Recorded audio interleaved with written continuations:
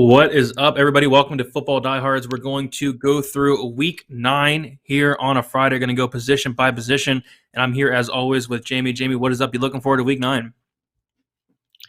Sure am. Glad it's the weekend. I'm glad we get to talk about this twice as we go along here so we can really iron down everything, especially with the wackiness that has happened this week. How you doing? Pretty good. Yeah, you mentioned a ton of craziness this week. Lots of things going on. So we'll try to talk through some of that, and we'll go position by position to start us off here. And let's start with the quarterback. So up top, we have Josh Allen, age 200. Kyler Murray is questionable. He might not play.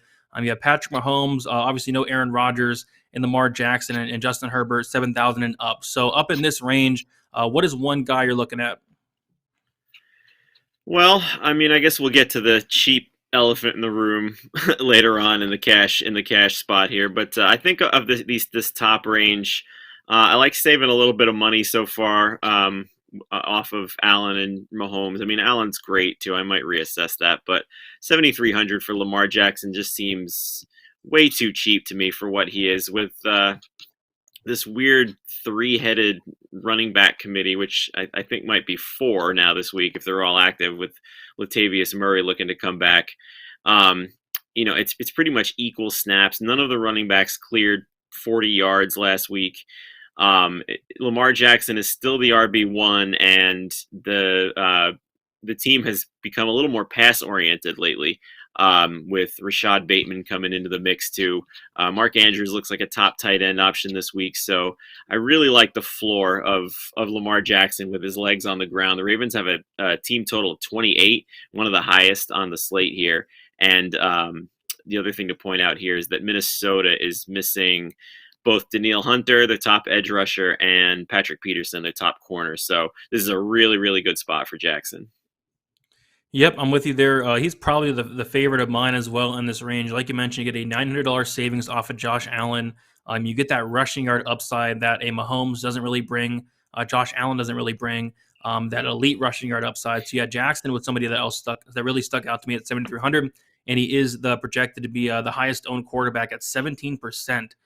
Which definitely makes sense. The price tag is probably too cheap here. Other than that, yeah, up top, I think Josh Allen is fine. 8,200 going against Jacksonville. Very good matchup here.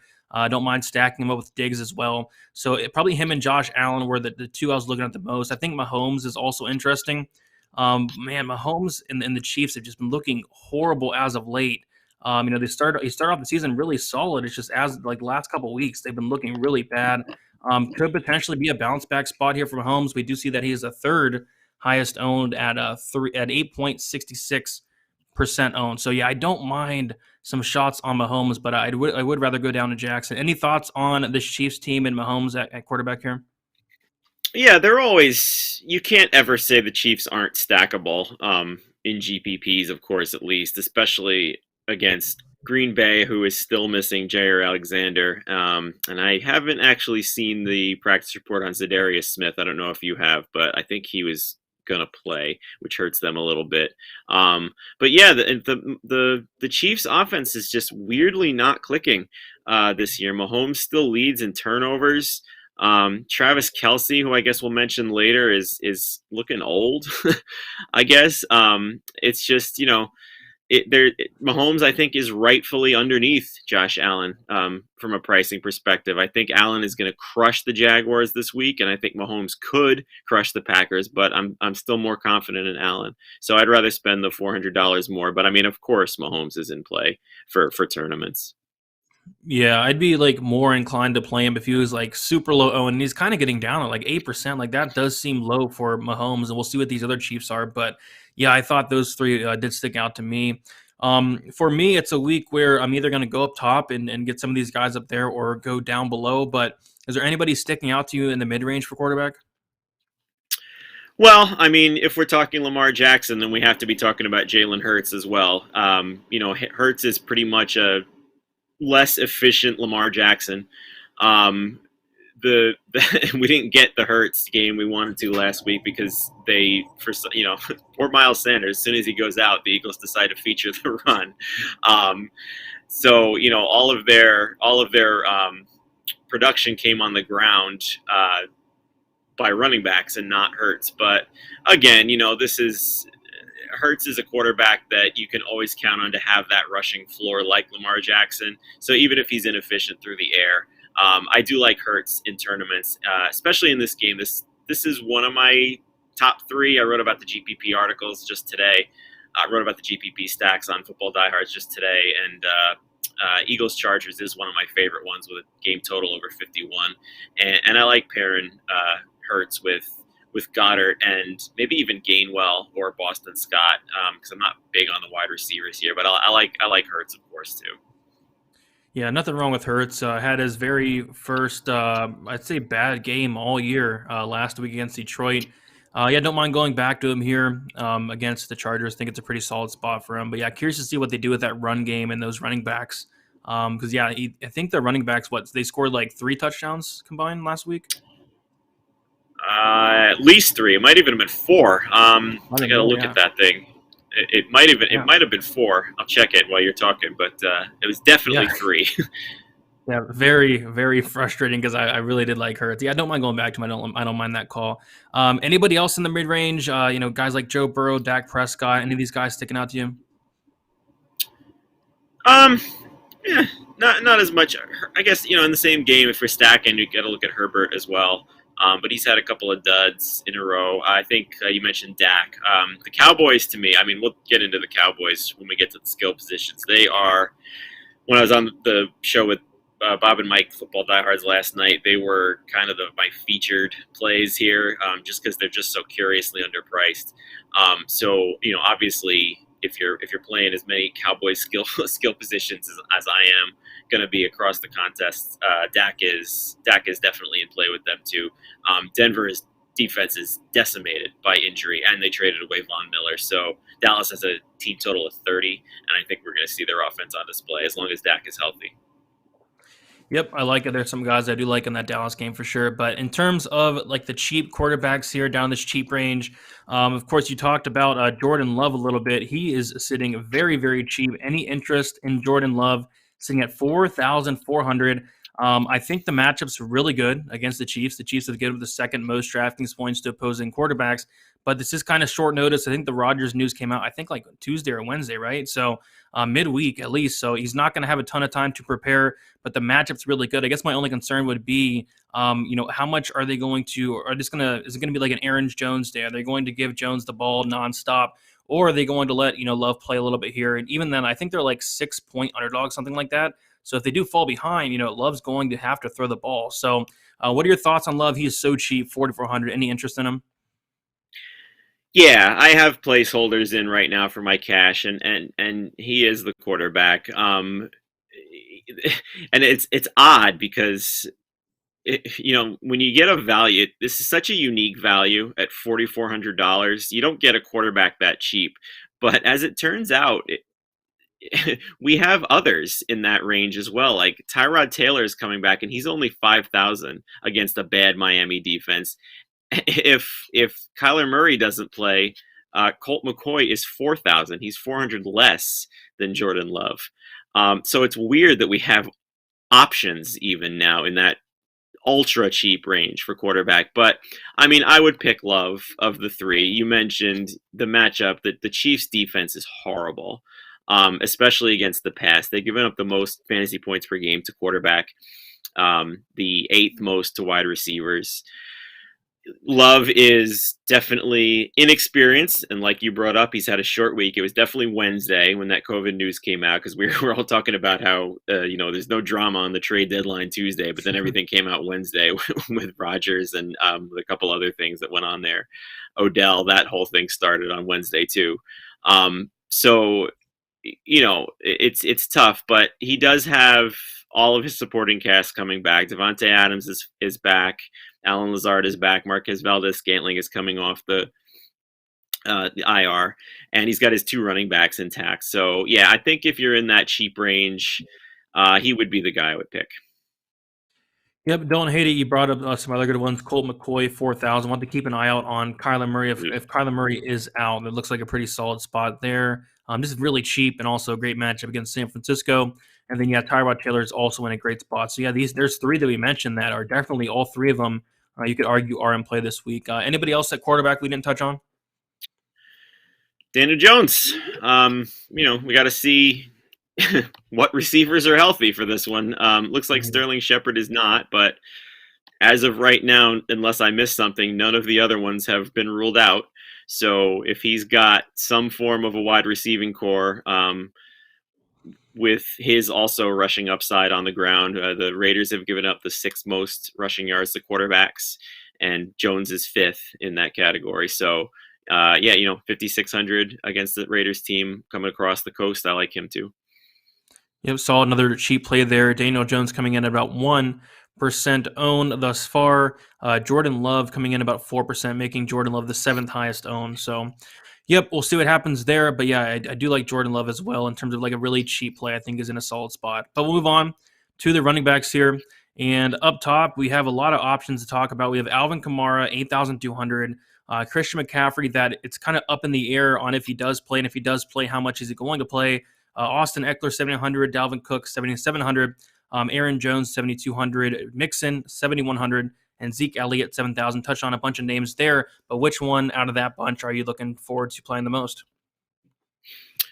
Well, I'm looking at our ownerships right now, and we're seeing Zeke as the highest owned at 25%, and Eckler second highest owned at 21%, and I'm right on board with that. Zeke is one of the underpriced Cowboys that I spoke about on the show last night. 7,000 makes no sense for a player that has gotten over 20 touches over the past 5 straight weeks. He's not really getting the passing game usage that we'd see from Eckler and Kamara, or even some cheaper guys like Patterson for Atlanta. But at $7,000, I mean, his floor and his ceiling are just so stable. Denver is getting gashed by the run lately, just with all the injuries they have. So he is definitely going to be a cash lock for me. And then Eckler, who's more expensive at $7,900, but if you're going cheap at quarterback, both are easy to fit. Philadelphia has become a run funnel defense, which is oddly the opposite that they've been the last couple of years. They're very stingy against opposing wide receivers. So I can imagine we're going to see a lot of checkdowns to Eckler and a lot of runs. Whatever injury he supposedly had last week was non-existent when he had 75% of snaps. He's still getting massive amount of targets out of the backfield, and Philly gives up the fifth most catches to running backs. So, love both of those guys and totally on board with them being the top 2 owned. I'm curious on your thoughts on that, not only them too, if you're with me, but also on Kamara, who's a little more expensive. I was a little wary of him when I thought Taysom Hill was starting. Where are you on Kamara with another quarterback change? Yeah, definitely something to mention. I still think is in a really good spot, though. But yeah, we saw last year a little bit. Whenever Hill was playing, it did hurt Kamara a little bit. But yeah, I don't mind going back to him. I thought you touched on, Zeke Elliott. I really like him. And I really like Austin Eckler. I'd probably rank those two in front of Kamara, but I'm not going to completely not go to Kamara this week. Going against Atlanta, phenomenal matchup. Has some pass catching upside. I think Kamara's in a solid spot. But yeah, like you mentioned, Eckler, he's 300 cheaper. We have Elliott, who's 1,200 cheaper. So I'd probably rather go to those two. And even like another guy like Aaron Jones, I like Aaron Jones a lot this week as well. 7,200. I feel like they're going to really rely on Aaron Jones this week. With Jordan Love at quarterback, no Aaron Rodgers, and especially going against Kansas City as well. So great matchup. So yeah, I do like Jones as well. So Kamara, Eckler, Jones, and Elliott were the 4 I was looking at up here. Any thoughts on Christian McCaffrey? I think he's pretty much unplayable. I think I heard that he's going to, if he does play, he might play like half the snaps, which it makes it really hard to get there, right? Yeah, and it's so annoying too because a fully healthy, full snap McCaffrey is easily $2,000 more than his price tag is right now. So if he is active, it's just so tempting to take advantage of that price. But I don't really see the need to, if there's going to be a worry of limits and re-injury with the guys we've mentioned right around him. So I think you can wait a week on McCaffrey. I agree with you. Yeah, it's hard to get there, and yeah, I agree. It is frustrating. But I do want to check out the ownerships on these. Like you mentioned, Elliott coming in at 25% ownership, number 1. Austin Eckler coming in at 21% ownership, number 2. Alvin Kamara coming in at 16% ownership, number 3. And then another guy that I did talk about, Aaron Jones, coming in at the 11th highest owned at 6%. So move on to kind of the mid-range here. We have guys like Nick Chubb, guys like James Robinson, Patterson, Josh Jacobs, Hubbard, Harris, Booker, guys like that. Anybody sticking out to you in this mid-range? Man, I want it to be Patterson. It looked like, when we talked last week that he had taken over as the RB1, and they were talking about the pace he's on this year. He had 75% of snaps, and Mike Davis was almost deemed like a non-factor anymore. But then last week, it was 50-50 again. They had equal touches, equal carries. Even Mike Davis even had 5 targets, while Patterson only had 6. Patterson did score, though, so I do think this sets up as a better game for him in this one because that New Orleans front has given up the 5th fewest rushing yards, but they're also vulnerable through checkdowns through the air. So I think this is more of a Patterson game than a Davis game, but man, it's annoying that Davis came back into the fray a lot there. What do you think of Patterson, and who else in this range for you? Yeah, I mean, we talk about it every week. We say that Cordell Patterson just keeps on producing and being really consistent as well. So, yep, he was one guy that did stick out to me. Not the easiest matchup against the Saints. They have given up the least amount of DraftKings points to opposing running backs, but as we know, Patterson can get it done through the air most importantly. So I think he's fine for sure. A guy that I think is going to be somewhat sneaky, at least according to the ownership, it is going to be Nick Chubb going against Cincinnati, and he definitely did disappoint. The Browns in general disappointed last week. It was a very weird game where either offense really couldn't get much going, but that was against Pittsburgh. I think this is a much better matchup against Cincinnati. Of course, we still have no Kareem Hunt. We see that Chubb had 16 rush attempts on his first game back in a couple of weeks. He also had a target, 1 reception. He did get a touchdown vultured from Johnson, so could have had a little bit better of a day, but only 7.9 DraftKings points. Don't mind going back to Chubb. Like I said, a lot better matchup than last week from Pittsburgh to Cincinnati. And he's really low owned, 17th highest owned. He's sitting at 4%. Any thoughts on Nick Chubb? Yeah, that seems too cheap for him.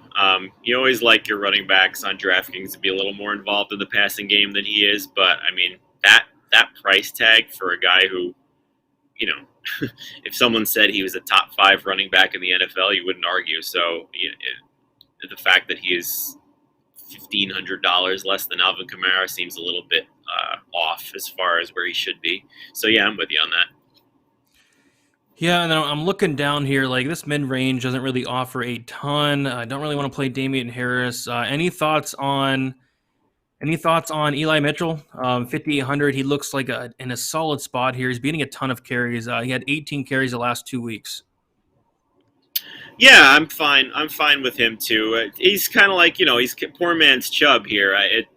He's got a nice matchup for sure against the Cardinals, and if Colt McCoy winds up starting for them, the line's going to move in San Francisco's favor. It kind of already is, which sets up a nice Eli Mitchell game. But again, same thing. He is not involved in the passing game at all. It's Hasty and the fullback, whose name is escaping me at the moment. But Mitchell is a great touch count guy, and the Cardinals have given up. Where did I see it? The 5th most fantasy points per running back. So he's a good play at 5,800. I don't think I'd use him in cash, but definitely in GPPs. Yeah, one more guy that does stick out. What are your thoughts on Devante Booker, 5,900? Yep, definitely a nice play here. Excuse me, can't talk tonight. Barkley was ruled out for another game. So we've seen what they do with Booker. They're not one of the more running teams in the NFL, but he had 20 touches on a 93% snap rate against Kansas City, and the Raiders have allowed the 8th most fantasy points per running back. So, he's definitely viable in any format. You just hope that the offensive line can hold up, and there's enough receivers to make the offense efficient enough for this one. Yep, makes sense. No ownership on him as of now, but I'm assuming he's going to gain some ownership. Go ahead. What do you think about Miles Gaskin? He's in the same range, and he's the one that's commanding all the ownership here. He's been so meh all year, but I mean, this matchup and the fact that he's getting touches, where are you on him? Yeah, I mean, I think he's in play, but I do lean towards the Booker side a little bit more. Um, yep, like you said, great matchup. He's getting the carries, everything's there. But like you said, meh. Um, Anybody else like down in this range? Like nothing really sticks out in terms of value, at least to me. Anybody sticking out as like a value play? No, and anything cheaper than that doesn't really do much for me here. We're getting some ownership on Tony Pollard at 4,700 at 5%. He's getting more ownership than like Chubb, who we talked about, and Damian Harris, who you mentioned as well. And he's 4,700. I do kind of like him as a tournament pivot off of Zeke if Zeke is going to maintain being the highest owned running back.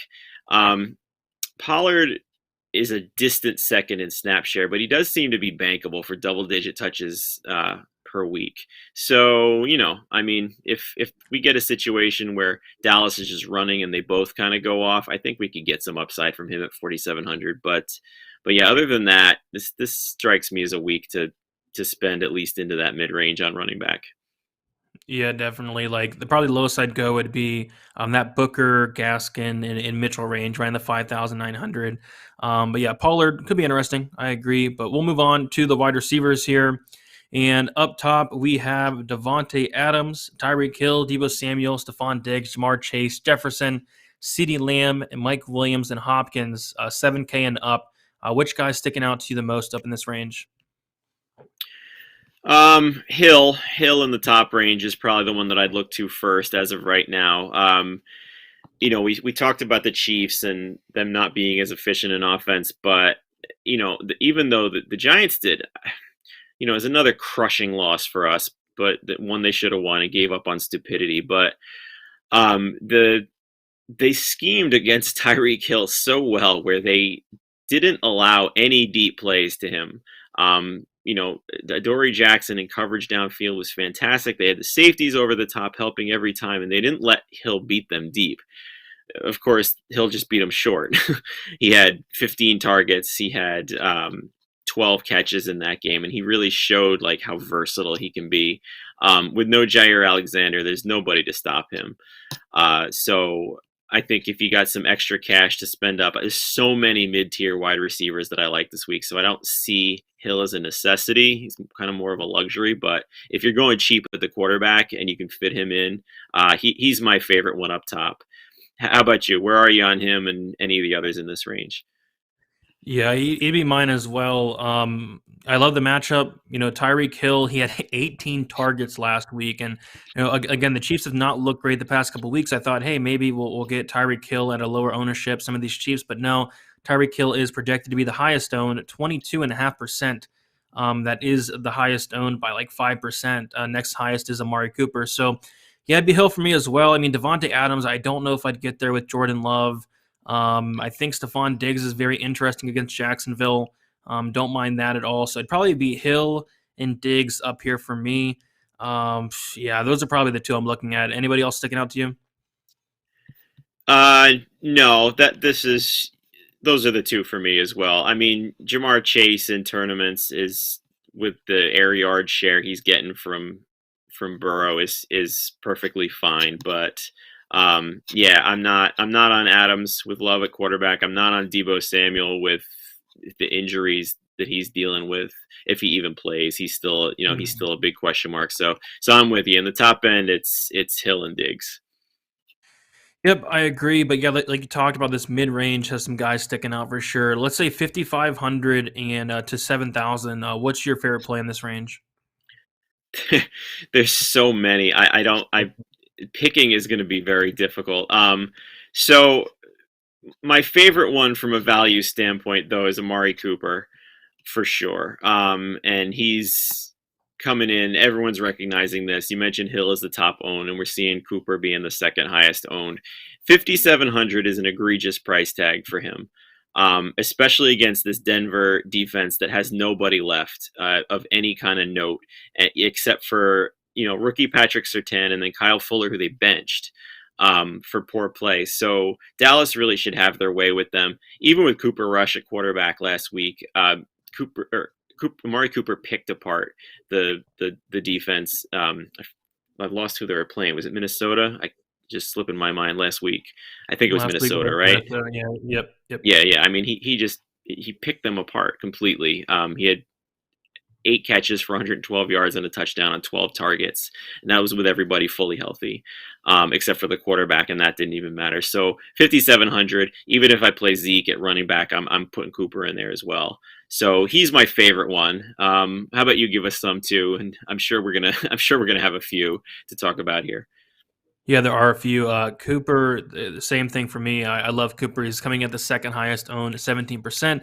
Just way too cheap. We'll talk about some more here. Brandon Cooks for Houston going against Miami.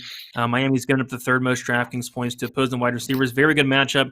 And you mentioned Tyrod Taylor is back, and that is huge for Brandon Cooks. And, there's not a lot of things to be excited about on the Texans, but I think Brandon Cooks is definitely one of them. So, yeah, 6,100. They did price him up 400 from last week, but I think Brandon Cooks is another guy that I do not mind this week.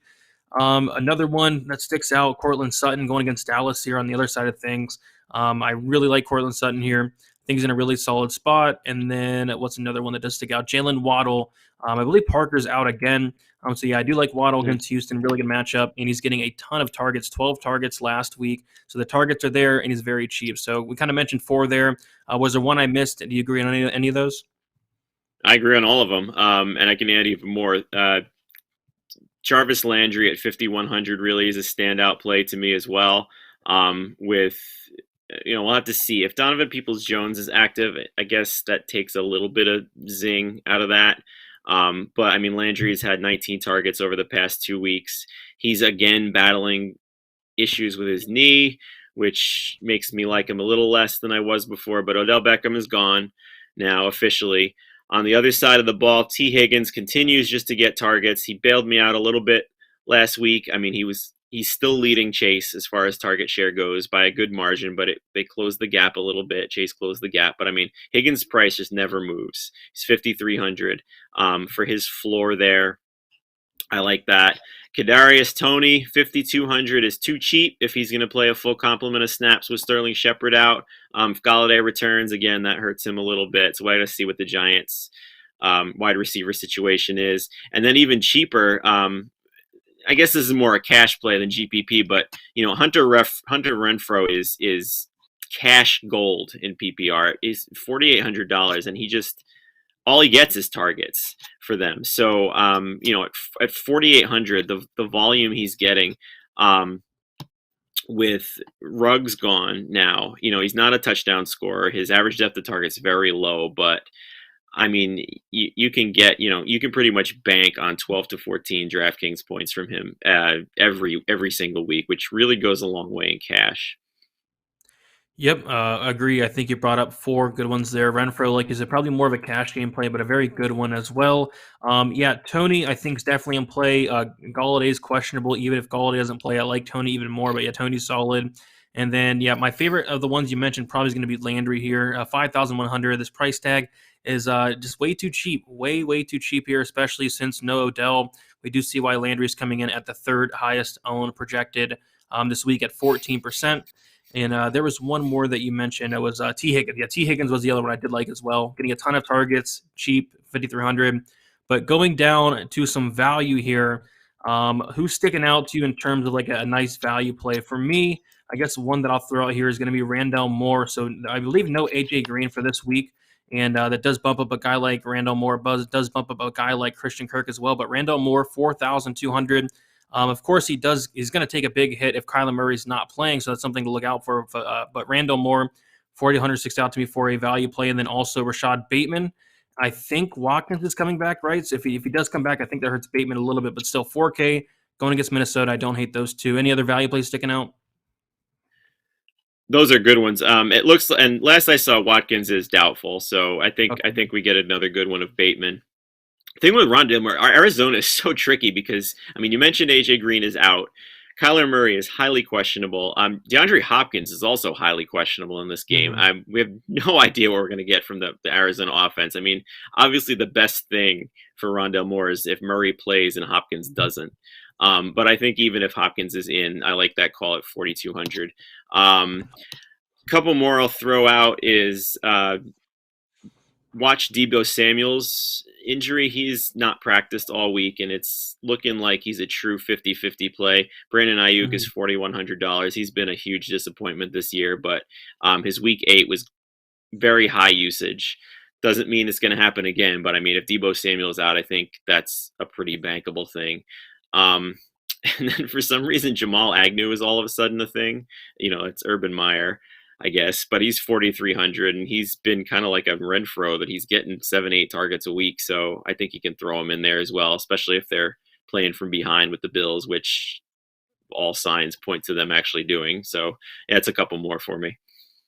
Yep, good calls there. I guess one more would be Brian Edwards, 4,100.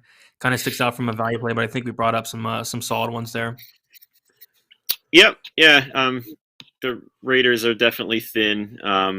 I don't know if he'll get Bradbury or what they'll do with Bradbury this week. He doesn't shadow, so we'll kind of have to see where he is. I can't imagine they'd need him on Zay Jones, who sucks.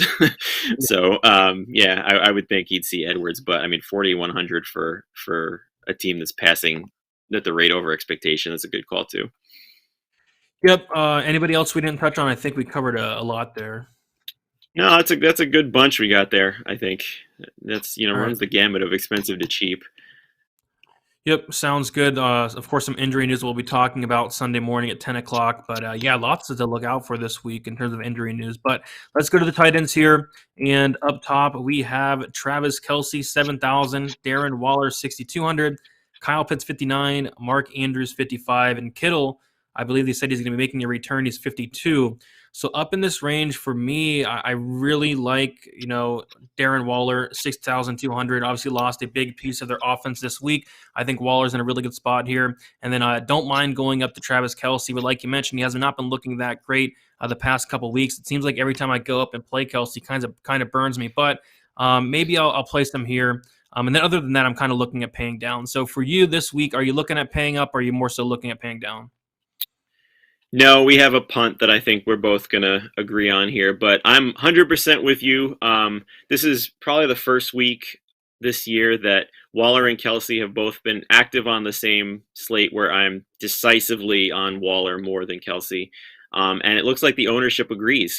Waller is coming in at about double the ownership of Kelsey so far, which of course makes Kelsey an elite GPP play if he discovers it. Again, I mean, you can't if you don't rule him out in that game. He's a great GPP play, but yeah, Waller against this Giants team that does not stop tight ends. Kelsey last week was an outlier with that, especially with Blake Martinez out for the season and Jabril Peppers out for the season. I think Xavier McKinney is off the COVID list, so that helps to defend Waller a little bit. But 6,200 for Waller in that offense, I'm definitely with you on that.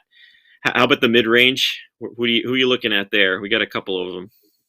Yeah, mid range for me. I think Goddard is one that really does stick out. That's pretty obvious there, 4,500. And then other than that, for mid range, that's about it. So Goddard for me up in this mid range. Other than I'm going to pay down. Yeah, I would add Gasicki as well now that Parker is out again. Oh yeah.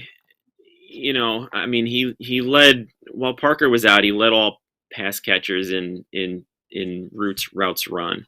So I still with you that Waddle is I think the main pass catcher you want from that game. But Houston has given up the fourth most fantasy points per tight ends as well too. So I think Gasicki is back in play now. 4,900 is not the best value, but it's not awful either. Yeah, Gasicki's coming in at 8% owned, and then Dallas Goddard 10% owned. But I think I'm more interested in some of these cheaper tight ends here. I'll let you kick it off. What's one that's really sticking out to you? I think there's a couple. Yeah. The one is we got to see if Noah Fant gets activated from the COVID list. It doesn't look like he's going to. Maybe they already ruled him out. I haven't seen that. I don't know if you have.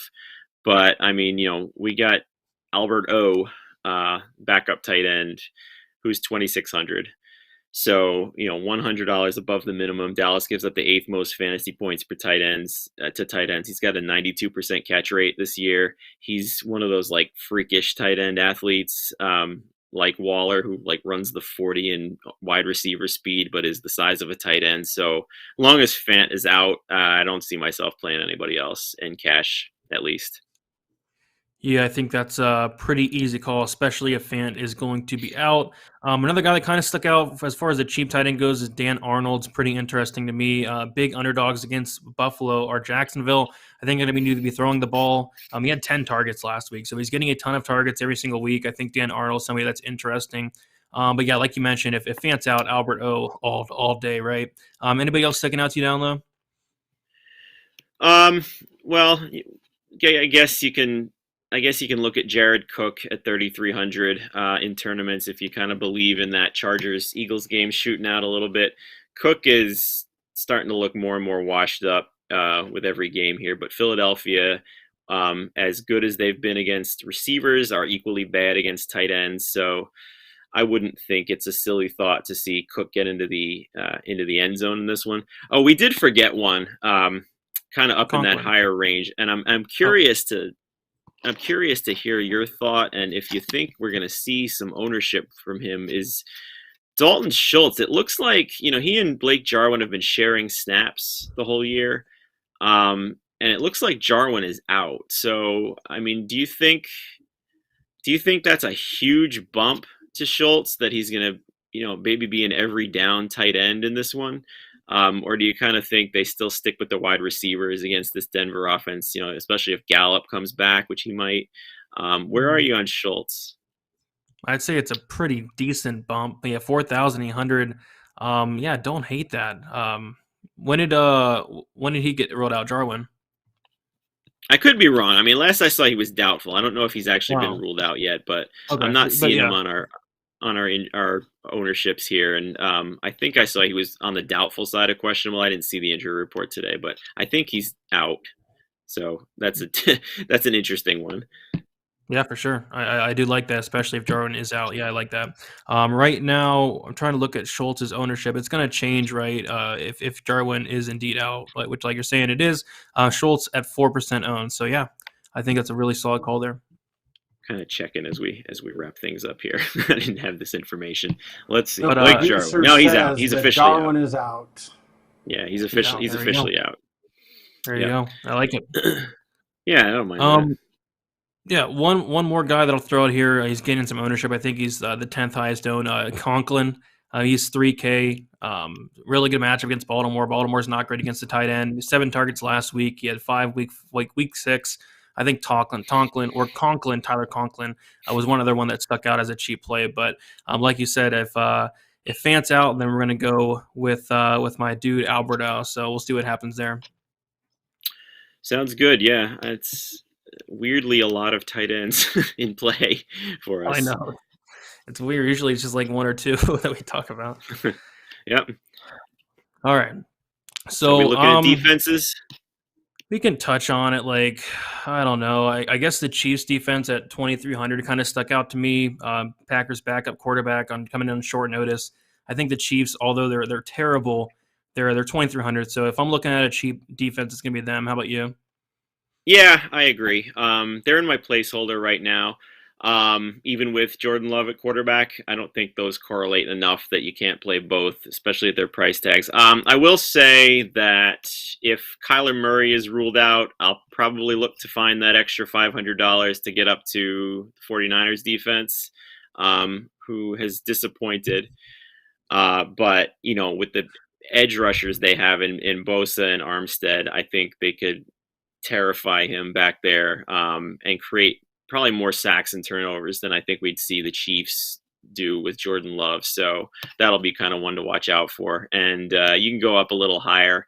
The Houston offense is always attackable. I think they're better with Tyrod Taylor, but Miami at 3,100 is not a bad option either.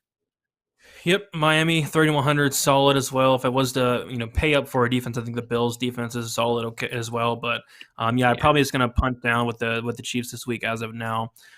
So yeah, that's about it. Was there any other things we didn't talk about that you wanted to mention? No, I think we covered a lot here. Sunday we'll go over it game by game, which is always a good one that you can kind of dive into the best ones and the best players involved there. So I'm looking forward to that. Yeah, for sure. There's a lot of things we need to look for. Lots of news that's going to hopefully come within the next couple of days. We'll touch on it all Sunday. But yep, it was fun going through a player by player, position by position. And we'll be back on Sunday, 10 o'clock in the morning, bright and early. Good luck to you guys this week, and we'll talk to you soon. See you.